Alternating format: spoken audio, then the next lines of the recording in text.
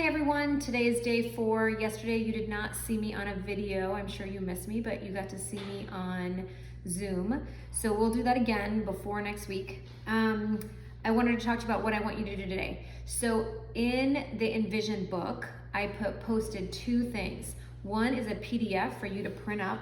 It looks like this. And if you don't want to print it up, you don't have to. You can just look at mine. And then the other one is like a 10-question quiz on completing the square.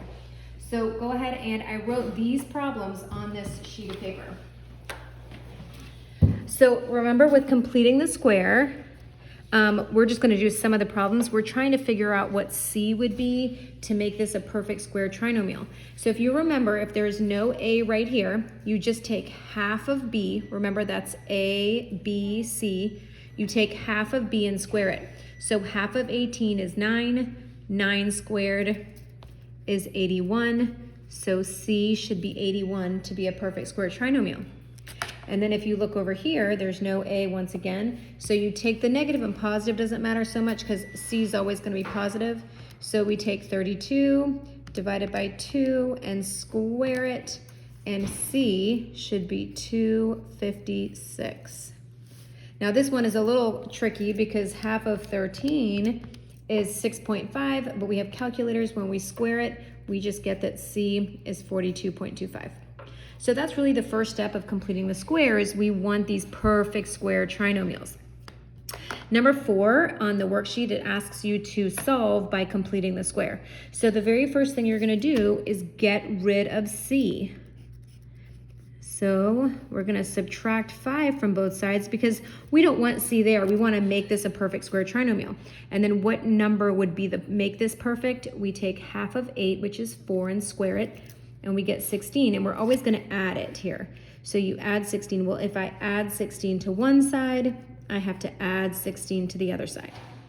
All right, now I can factor this really easy, and that's what's the benefit of a perfect square trinomial, is that I just get x, I square root this guy, I square root this guy, and I use this sign right here. Equals, and that gets me to 11. So this is really nice because this should happen every single time because I've created a perfect square trinomial. Now I have to keep going. So I'm gonna get rid of the 2. I want x by itself, so I have to square root both sides. So when I square root both sides, I get x plus 4 equals positive or negative radical 11. Now I can't simplify radical 11 because there's no perfect square. There's no perfect square that goes into that. So now I have to get x by itself by subtracting 4. Now it really doesn't matter if you subtract the 4 at the front or the end, but most of the time you'll see it in the front. So this is actually 2 answers. It's negative 4 plus radical 11 and negative 4 minus radical 11, which makes sense because when we have a parabola, it'll go through the x-axis in 2 places. Okay, so now we're gonna try this one over here. And if you guys wanna go ahead and pause the video and try it, I will just sort of run through it really quickly. X squared minus 4x equals 14 because I wanna add that to both sides. Take half of this 2 and square it, which is plus 4. Add it to both sides. This is always going to be really nice and pretty.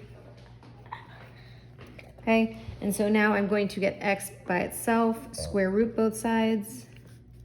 Whenever I square root, I have to remember to put that there. So a perfect square does go into 18. We have 9 and 2, which gets me 3 radical 2 plus and minus. And now I have to get rid of that, add 2 to both sides. So once again, that's 2 answers, 2 plus 3 radical 2 and 2 minus 3 radical 2. So this part here is the same sort of question. They have gotten rid of your C for you, and if you'll notice, there's a coefficient here.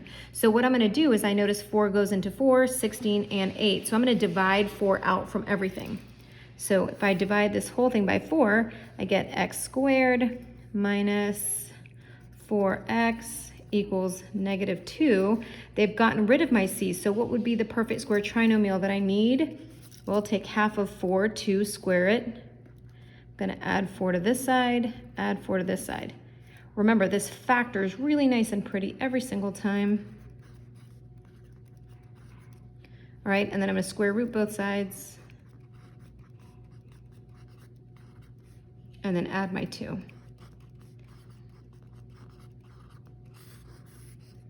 right, I wanted to make sure I showed you this one. You'll see how this is a tiny bit different. Divide 4 by everything. And then what would go here? Well, half of 2 is 1. 1 squared is 1. So I'm going to add 1 to both sides. Factor this. And then I get 9. Now, right now, I haven't done anything different so far. But in a minute, when I square root this, well, what's the square root of 9? Ah, that's finally a perfect square. So I get positive and negative 3. Most of the time, it's easier if I go ahead and split it into 2 problems. And I say x plus 1 equals 3, x plus 1 equals negative 3. Now I would subtract 1 from both sides, x equals 2. Subtract 1 from both sides, x equals negative 4. Once again, 2 answers because they go through, the quadratic goes through the x-axis in 2 places. So if it's a perfect square, it looks a little different because you are actually getting integers. Okay, so on numbers 10 and 11, it asks you to put it in vertex form. So remember, vertex form, the nice thing about it is you can find the vertex really easily and you can make your x and y table really easy because you can do a whole lot of it in your head. So the first thing, we're gonna do is set it equal to 0, and I kind of like to put it in this order. All right, we're gonna get rid of our c so that it's gonna be a perfect square trinomial. And what would this have to be? Well, half of 16 is 8. 8 squared is 64. Have to add it to both sides. This is going to factor nice and easily. All right, and then with completing this, with putting it in vertex form, now I want to shift everything back. I'm trying to just change the form, and I want it to be set equal to 0. So now I have to subtract my 61 from both sides.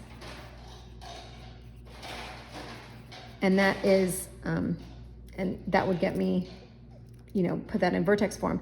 Also, to find the vertex, I just take the opposite of this. So the vertex is 8 and negative 61. That's the vertex, and I think that's part of the question too. All right, last one.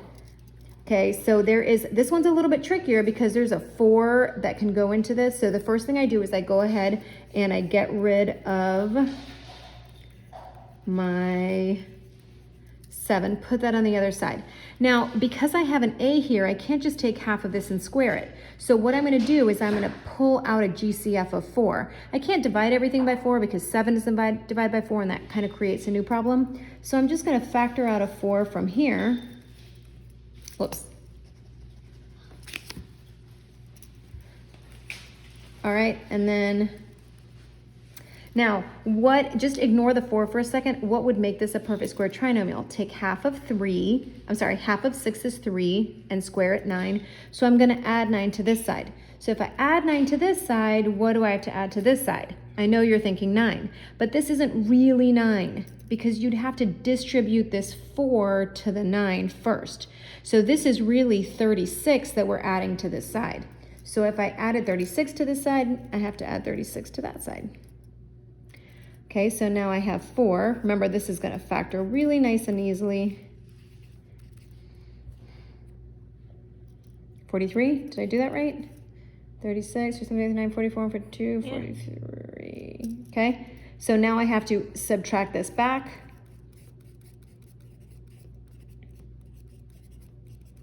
Okay, and that is vertex form. And my vertex would be negative 3 because it's the opposite of that and the same as that, comma 43. So that is my vertex. All right, so tonight what I want you to do is, I just showed you how to do those problems. You don't have to do any more problems on here, but I also put on your Envision book, not only this page, but then I put, I think it says Excel, and it's section 9.5. I think it's about 10 questions. Remember, just this week, we're just going through, can you log in? Can you take it? So I saw a lot of people were able to do the quiz. And I want you to go in and see if that's there and if you're able to take that today too. In addition to that, I just want you to go into iExcel. There is a section that says completing the square. It's over on the right with quadratics. Like, first you'll have to click on algebra. I went in there today and I want to see if you guys can actually just get in. Don't worry about your percentage. Just start the completing square quiz, or you can, yes, just start the completing square quiz. If you can't find it, just do any quiz. I'm just trying to see, like, can you get in there and take it? And if you keep getting, you know, like, the problem with that program is that you'll get like an 80 and then you get one wrong and it might bump you down to a 60. Don't worry, do 5 problems, call it a day. I'm just trying to see that you can get in there and how it's getting me the results, okay? So today, that's 3 things. That's doing the video that we just did together on 9-5, just the problems we did. Then you're doing 9-5, the 10 questions, and then you're just clicking on iExcel and seeing if you can get in there and start a quiz. Okay, thank you, and we'll talk on Friday. Bye.